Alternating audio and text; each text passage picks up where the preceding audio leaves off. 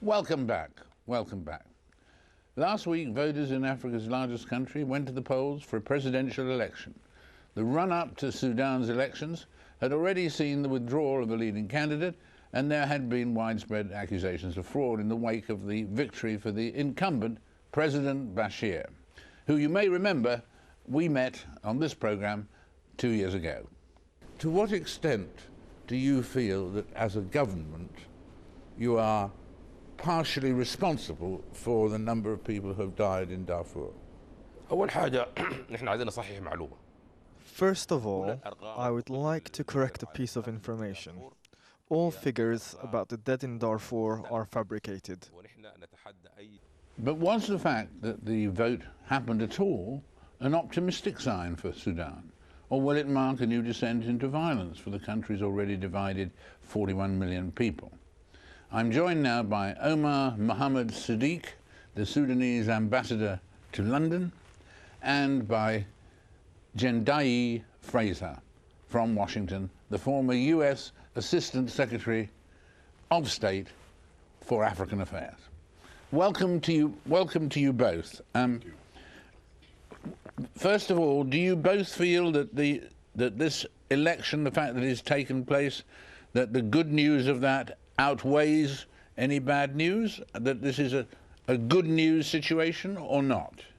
Well, Ambassador. From my side, I think it is a step in the right direction, although it is a prerequisite for the implementation of the Comprehensive Peace Agreement. This is the penultimate step before the referendum in this House.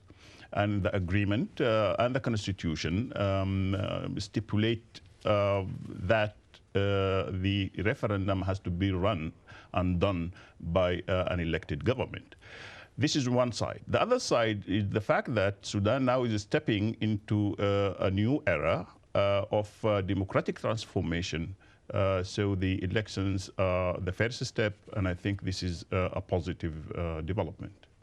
Thank you. Jendayi, do you feel this is a positive situation, a positive development?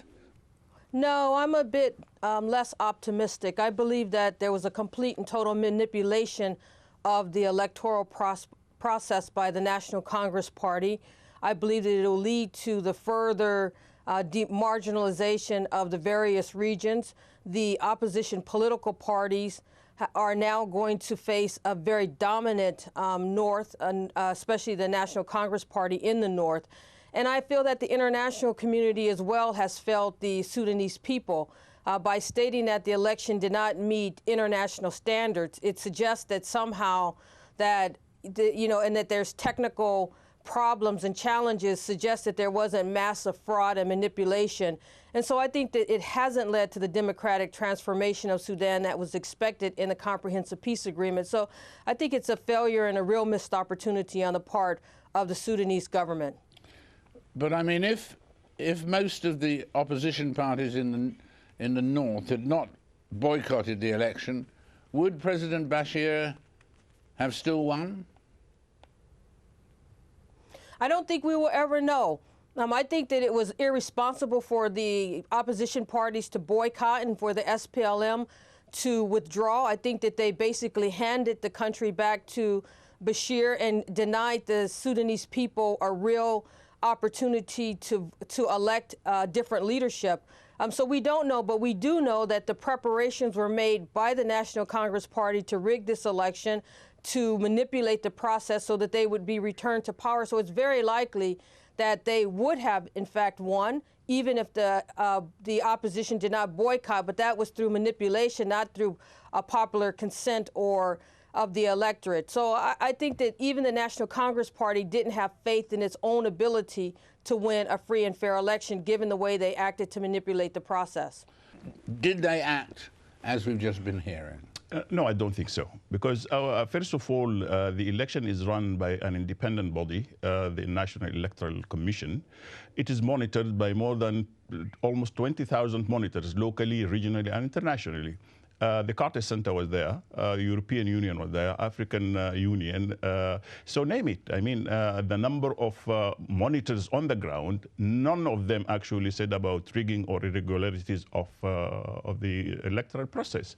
So talking about manipulation, I don't think is the correct word here, but the withdrawal of other political parties perhaps will definitely lead to such a result.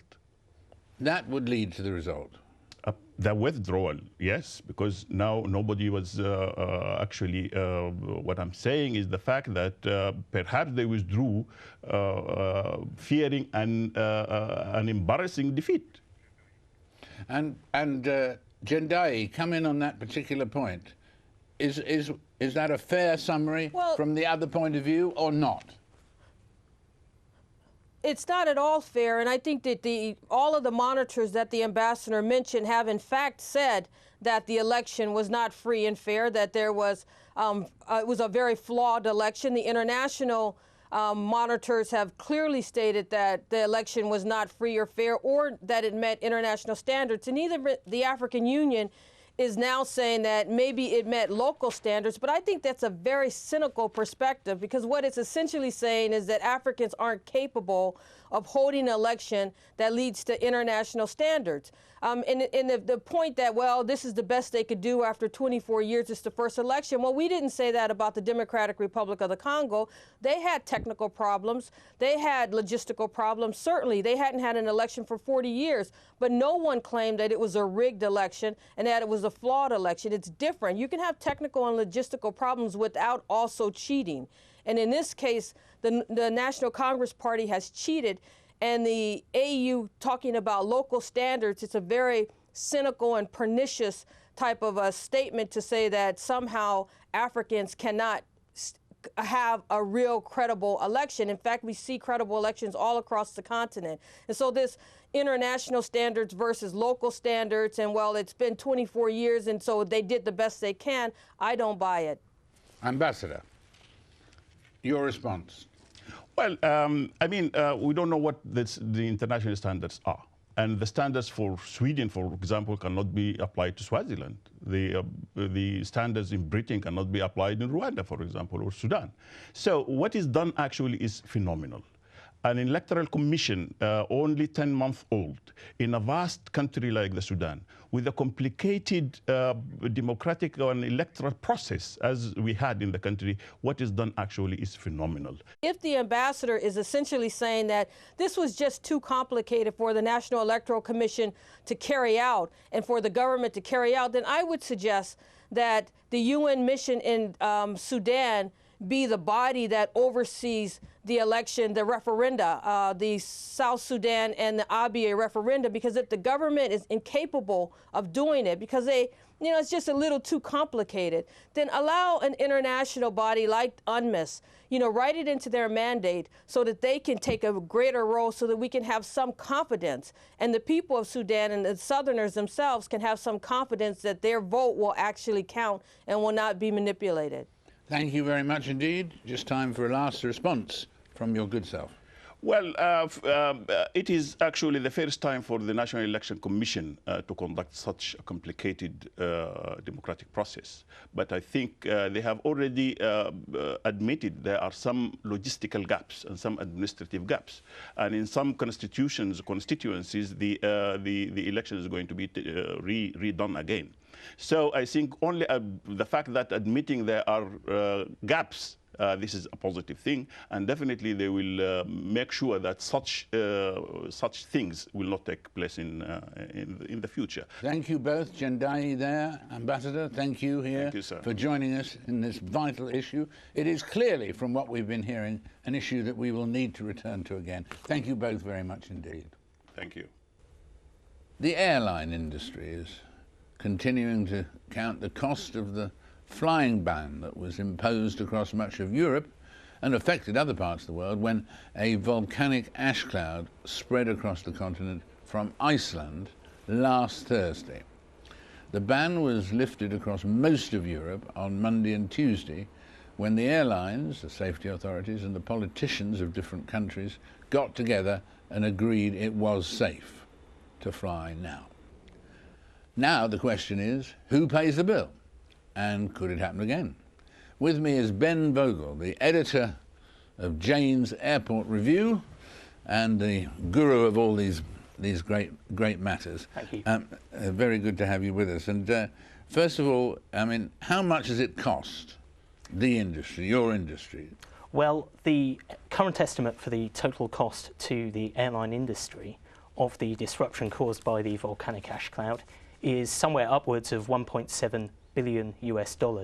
That was an initial estimate that was given a few days ago when the disruption was just beginning to clear. It was given by a man called Giovanni Bisignani, who's the head of IATA, an organisation which represents airlines around the world. But then some people, some airline owners have said, for instance, that the costs to passengers beyond the cost of the ticket should be met by somebody else, and not by them, not by the airlines. There is a European Commission regulation called Regulation 261, which stipulates that airlines must compensate passengers who are left stranded at airports, pay for their accommodation, pay for their meals.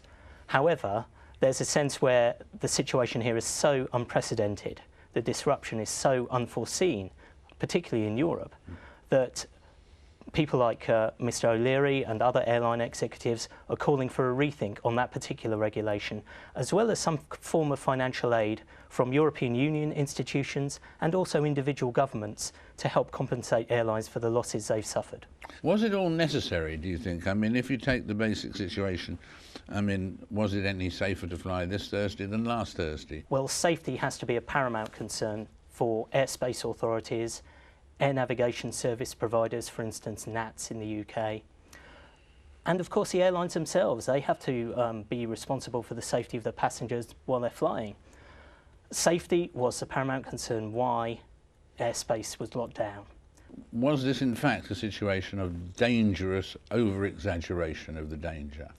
Well, Lord Adonis, the Transport Minister, he said he was too cautious. He was too cautious. But at the same time, there is a faint sense where the regulators, the authorities, were damned if they did and damned if they didn't, because, as I said, safety has to be the paramount concern when assessing whether or not it's safe, whether or not it's appropriate to continue airline operations. It's not up to the airlines, it's up to the actual individual member governments within Europe and, of course, their respective safety authorities. This is not the last we've heard about this crisis, or the possibility of another crisis, or how that can be prevented. It's come at a very, very, well, it's never come at a good time, but it's come at a bad time for civil aviation, because the airline industry was hoping to turn the corner after the global recession last year, and they were forecasting that their losses would actually have been halved this year, and then the volcanic ash cloud hit.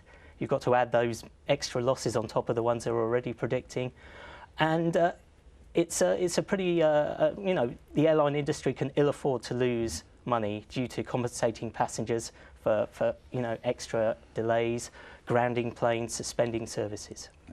Well, wherever you're planning to go, Ben, this weekend, if you're flying, bon voyage. Thank you very much. Take care. Thank you. That's all for this week, I'm afraid, alas. Bon voyage to you too if you're flying this weekend. Do join us again in 7 days' time for another edition of Frost Over the World.